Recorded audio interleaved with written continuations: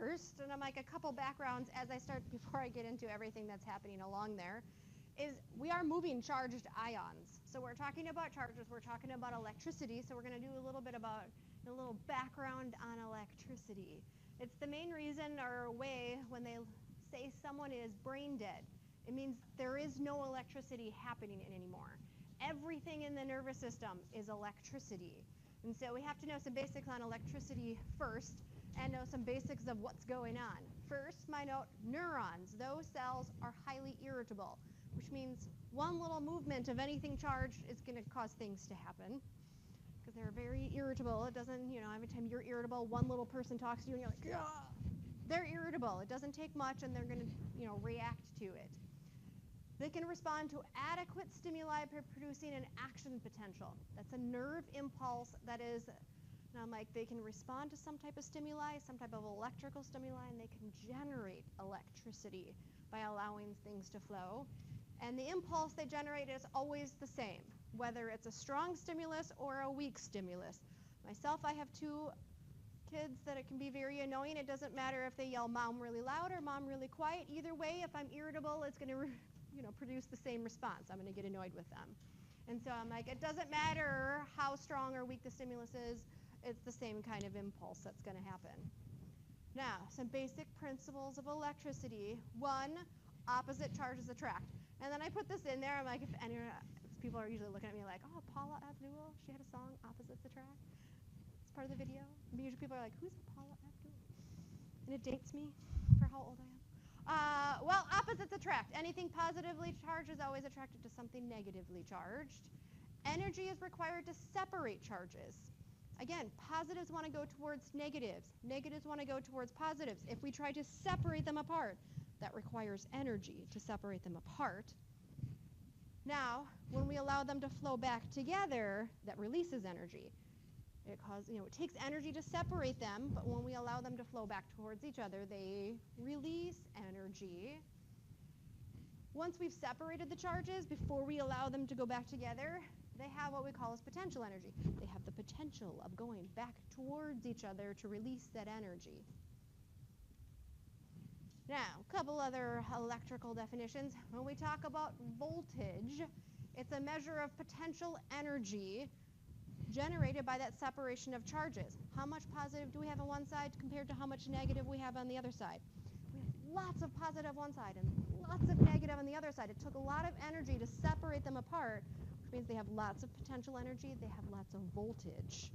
If you just have a little bit of positive on one side and a little bit of negative on the other, it's not as great of potential, and so it's a smaller voltage. We measure the difference in 2 points in volts or millivolts. We call it a potential difference. The bigger the difference, the more energy when we allow them to flow together. A couple other things. Remember, greater the charge difference between, higher the voltage. Current just means we are allowing them to flow towards each other. We're allowing the positive ions to flow towards the negative ions. Anytime they go back together, they release energy. We can use that energy to do some type of work. When there is something hindering, positives going towards negatives or negatives going towards positive, we just call it resistance. It's resistance in flow of electricity. It's stopping those opposite charges from going towards each other. So we got opposites attract. Now, we have channels on the outside. So on the outside of my axon, it's a cell membrane. It's a cell membrane. It's phospholipid. I was not going to draw phospholipids all the way around the outside. And there are channels. There are proteins that are found in the cell membrane. Now, a lot of these are what I call leakage or non-gated, which means they're always open. I have 3 of them drawn at the top. I have them as my open windows. And I'm like, this is an open window. It stays always open, which means stuff can always go through it. They're leaky. I'm like, stuff can always go through it. Now, I did purposely draw 2 potassiums for my 1 sodium because there are more potassium windows than there are sodium windows. But leaky channels are always open. Gated channels are my other windows and or doors that are shut. They're gated channels. They are shut until something opens them. So something has to change the protein shape, something has to change the window, change the door for it to open.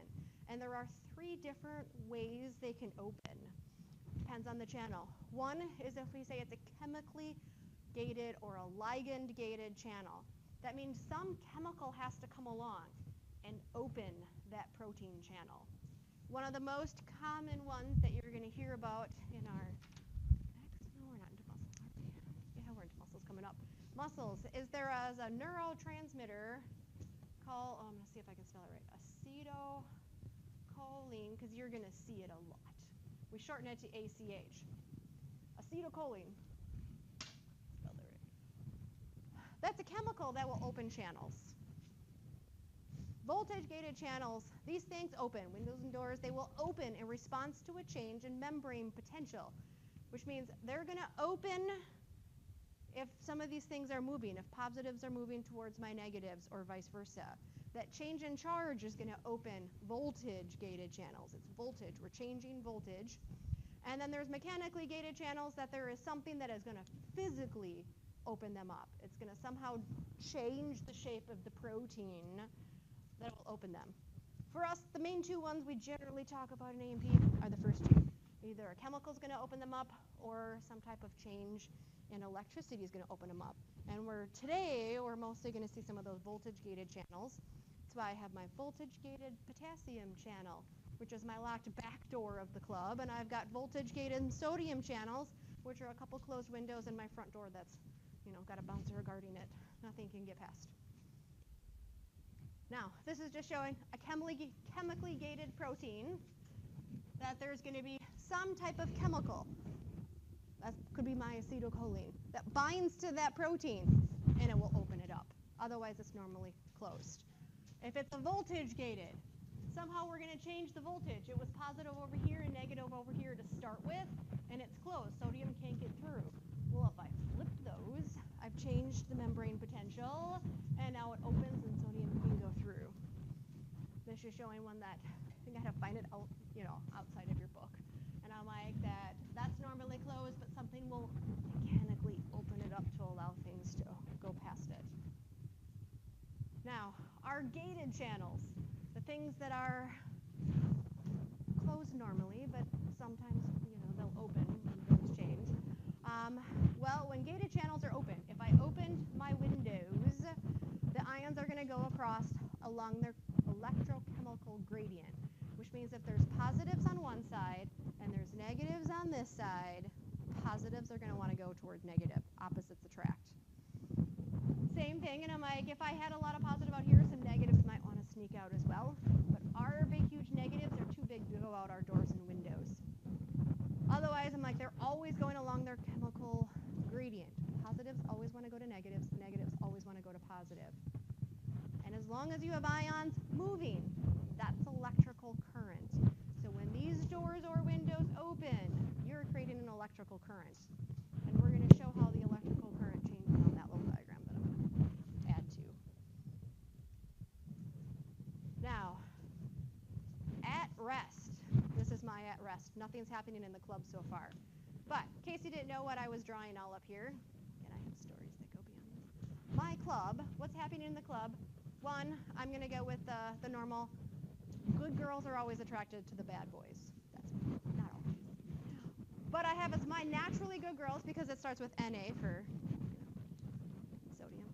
And they're good because they're positively charged. So my naturally good girls are going to be attracted to my negative proteins that are in the inside. So the good girls want to go in where the bad boys are hanging out already inside the club. Now, I drew 7 for a reason. There are 7 sodiums out there, so I'm going to talk about number 7. There are more than just 7 sodium out there, but for my purposes, 7 work out great. So at rest, I have lots of sodium on the outside, 7. I've got a lot of negatively charged proteins, my bad boys on the inside.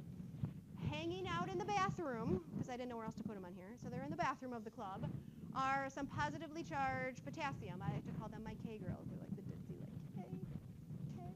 They're my ditzy girls that are hanging out in the bathroom, because I didn't know where else to put them. Now, at rest, I do have open windows, and I'll talk about them in a second. That yes, potassium, there are lots of potassium is in here, and they don't like to be crowded. They'd rather leave, and you will have some leaving. And I'm like, sodium, I do have some open windows and some sodium can sneak in. And I'm like, it happens. We also have something called a sodium-potassium pump, whose main job is to pump the sodium out that snuck in and pump the potassium back into the bathroom. And I'm like, that snuck out of the club. Now, at rest, so that's all my players in my game here. At rest, the inside of the club has what we call as a negative 70 millivolt membrane potential. It can vary. I have mine on. It can vary anywhere between negative 90. But on average, this is negative 70. Now, the 70 is why I did draw 7 sodiums. So each one of my sodiums is going to represent 10 for a number. At rest, we say the membrane is polarized. Polar means potential energy. Because I have lots of positives on the outside and I've got lots of my negative proteins on the inside, I'm going to say that has potential energy because sodiums want to go in. The good girls want to go in where the bad boys are. So my membrane potential, negative 70, differences because of the intracellular ions and the extracellular ions, and they want to go towards each other. Now, there's my negative 70. Inside of it is more negative than the outside. Again, that's what's happening along that big axon. Now, at rest, the extracellular fluid, the outside has more sodium than the intra. I drew them. There are some chloride ions out there. I don't care about them. I don't discuss them, so I didn't write them on my thing. The intracellular fluid has a higher concentration of potassium than the outside, and it's balanced by those negatively charged proteins on the inside. Potassium plays an important role in membrane potential. We will talk about potassium, although I'm going to talk about my good girls going towards the bad boys on the inside. Potassium does play a big membrane, or does play an important role in this potential because of how many are there, because of how many can sneak out. I want to get to this. Yes, it's slightly permeable to sodium. Some sodium can sneak in. I do have some open windows. So sodium will try to sneak in. However, potassium will try to sneak out, which is why I drew them. Although I only drew 2 potassium windows compared to 1 sodium window, there are technically 25 times more potassium windows than sodium windows. I just was not going to draw 25 windows. More. So there are 25 more chances of potassium sneaking out and making this negative than sodium sneaking in.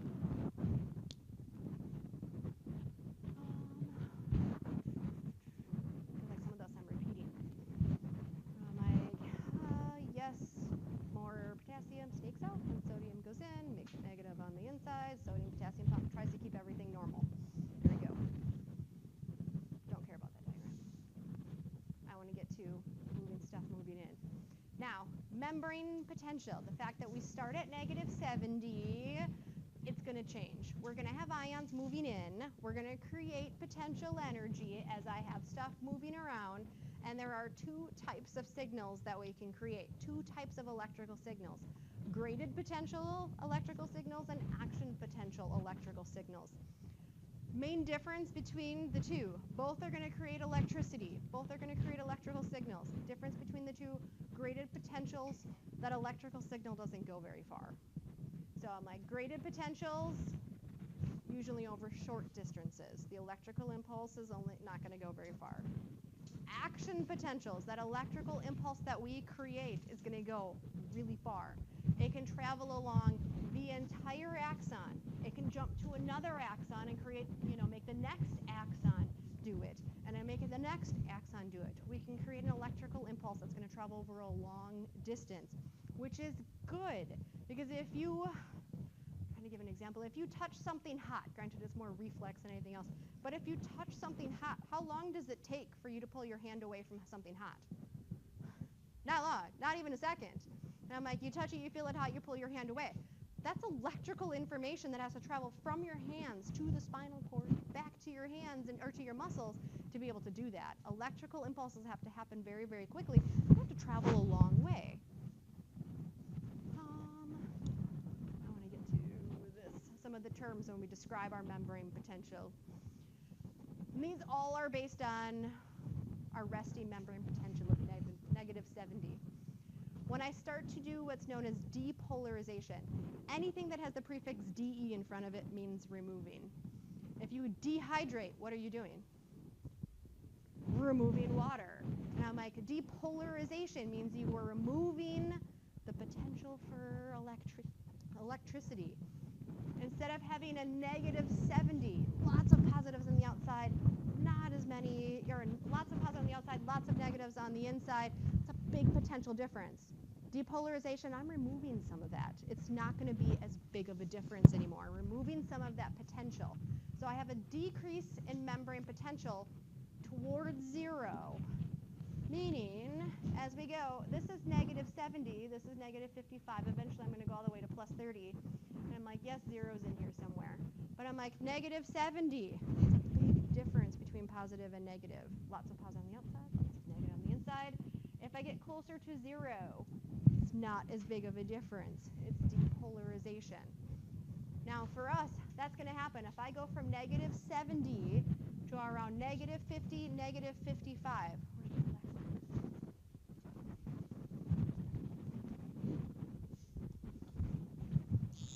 Meaning I have some ions moving. This is not a good one. I have some ions moving in, and I'll get my ions moving in. Now I'm like, the closer I can get to 0, the more likely I'm going to produce an electrical nerve impulse. So the more I go up, the more I have some positives going in, and this isn't such a big difference on positives on the outside and negatives on the inside, the more likely I'm going to produce an electric impulse, which is our goal. This is showing, granted I don't produce my electrical impulse yet, but if I started negative 70 here and I just went to like negative 60 here, and I'm like, that is still closer to 0, and I am more likely to produce an electrical impulse. Now, an opposite, hyper, which means above, and I'm like, or extra, is, extra charged. It's the opposite. It's an extra charge. It's an increase in membrane potential away from 0. If I started out at negative 70 and I went even farther from 0, the inside becomes more negative. It reduces the chance of producing a nerve impulse. So if I have an electrical impulse that's going this way, because I'm going farther from 0, I want to go towards 0, and I'm going farther from 0, less likely you're going to produce an electrical impulse. Now, our graded potentials are, again, short-lived. The electrical impulse that we're going to create does not go very far. The stronger the stimuli, the more voltage changes, the farther the current will flow, but either way, any type of graded potential never goes very far. Either you're going to have some depolarization happen, or you're going to have some hyperpolarization happening. You're going to have some change going this way, or you're going to have some change going that way. Something's going to open your ion channels. Something's going to open these gated windows and let ions move, but that information doesn't travel very far. It does its thing, it does a little change in impulse, we create some electricity, and the electricity kind of stays right there. It's like, yay, we collect, we made electricity happen. We're not going to tell anyone about it. And so they're sent, that information sent over short distances, because we really don't tell anyone about it. That current flow goes away and decays. There's my showing my stimulus. I had one positive now go to the inside. That's a change in membrane potential. One positive went in. It's not a huge change in membrane potential. And I'm like, and that little stimulus right where that information happened, and I'm like, it might tell some of the neighboring ions to move, but then it goes away really quickly. It doesn't go very far. So you have a little tiny electrical impulse happen, and then it just goes right back. Graded potentials, not all that important, at least not for what we're talking about. We want the ones that travel over a long area, all the way to your spinal cord and all the way back. Those are your action potentials. Those are the ones that send strong electrical stimuli over long distances, because we can go from neuron to neuron to neuron to neuron, all along all of those axons. Now, these long traveling electrical currents only happen in muscle cells. So you're going to hear a little review of this when we get to the muscle unit. And they happen on the axons and neurons. Those are the only two places where we create these big electrical signals, which we want them to travel over long periods of time. If you touch something hot, that information has to go to your spinal cord, and it has to go to your muscles so that you have an electrical information on moving your muscles. Now, our goal is, yes, we're going to have some depolarization happening, but we're going to have a voltage change of about 100 millivolts. We're going to go from -70 to +30. That's a difference of 100. You're like, oh yeah. It's a difference of 100. We're going to change that all the way 100. This information doesn't decay. That electrical information doesn't decay. It will tell the next axon right next to it about it, and it will have another action potential. So we can travel around the entire body. Now, at rest, all my windows, for both my sodium and my potassium are all closed at rest. Only my leaky open windows are open. That's it. This maintains our resting membrane potential that it's -70 on the inside. And the fact that everything's closed except those open windows, and we have a sodium-potassium pump, keeps our membrane potential always at about -70. That's our resting state. During depolarization, and I'm like, this is when we have some sodium moving in. So we do have a bouncer at our front door, and that door's closed, and it's got a bouncer standing at it. However, some of those good girls want to get inside where the bad boys are, and some of them are going to figure it out. Whether they distract the bouncer, something, I don't know, one tells it a joke, two of them are going to sneak past the bouncer. Now, if each of my sodiums represents 10, and I was at -70, they represent +10, -70, +20, -50. This is the depolarization phase. Right there.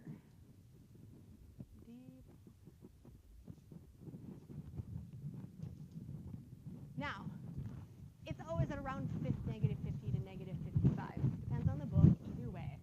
As soon as we hit -50 to -55, as soon as two of those sodiums sneak past the bouncer because they figured out how to distract the bouncer, you've hit what's called threshold. You hit threshold. What happens at threshold? You changed the electrical current enough. It wasn't a lot, but you changed it enough that you opened up all of the voltage-gated sodium channels. Pretty much, in my story, the two girls got in and they opened the windows to let all of their friends in. So as soon as a couple of them go in, that change in electrical current causes all the voltage sodium channels to open.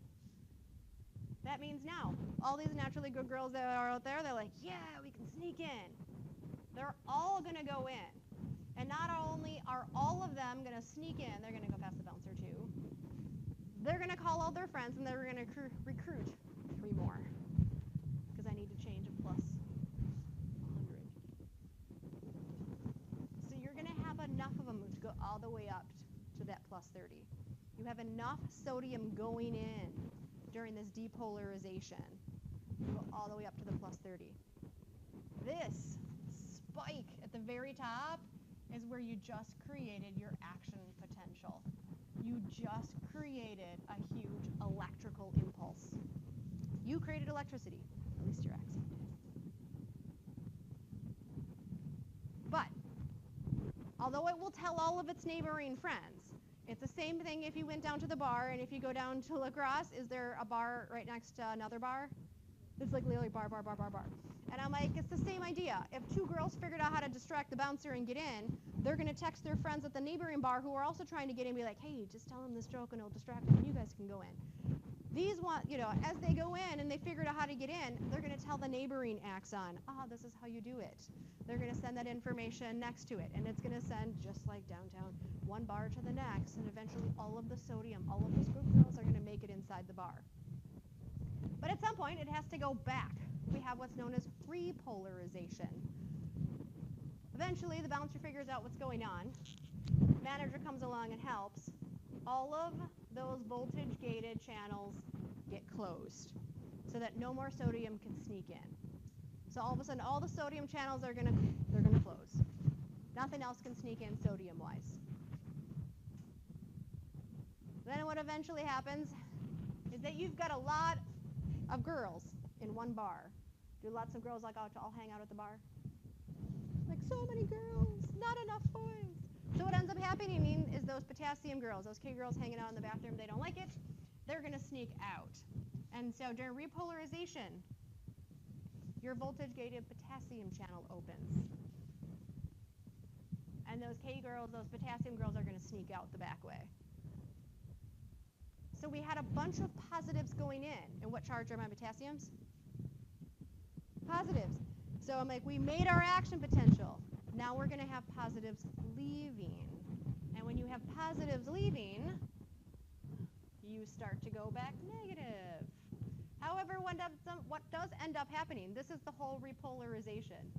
Right to left there.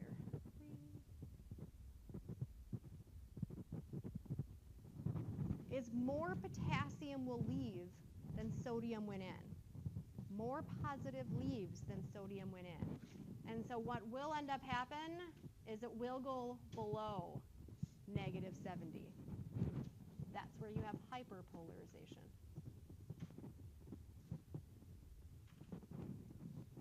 Almost where I want to get to. So hyperpolarization, you had more potassium leaving than you had sodium going in. So the inside of the membrane becomes more negative because with so many positive potassiums leave. Here's my little part. And I'm like, so at negative 70 at rest, ooh, I have things to click up. You had lots of sodiums on the outside that wanted to get in. All it took was just a couple of them to go in to hit threshold to open all the voltage channels. And then all the sodium rushed in. That's your full depolarization. And you're going to create your action potential. You're going to create that electrical impulse. To reset everything, we're going to close those sodium channels, and then we're going to open the potassium channels. And the potassium, which positively charged, are going to leave. But more potassium left than sodium went in, and so we actually become extra polarized, or we have our hyperpolarization. Now, eventually we do have to get back to rest. Eventually we still have to get our potassium back inside the club, and we eventually have to kick all of our sodium back out. I would like to say that's the manager. There is a protein called the sodium potassium pump. There is one protein that sits along the membrane whose main job is to kick sodium out and to bring potassium back in, to eventually reset everything back to your resting membrane potential of negative 70.